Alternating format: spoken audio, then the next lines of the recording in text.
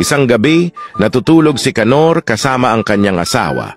Habang mahimbing siyang natutulog ay nakita niya si San Pedro. "Welcome dito sa langit." "Teka, patay na ba ako?"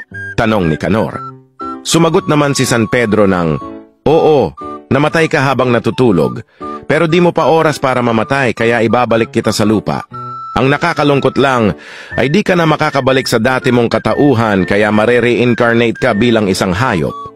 Biglang lumiwanag ang paligid at paggising ni Canor ay nasa kulungan na siya ng manok. Si Canor ay naging isang manok.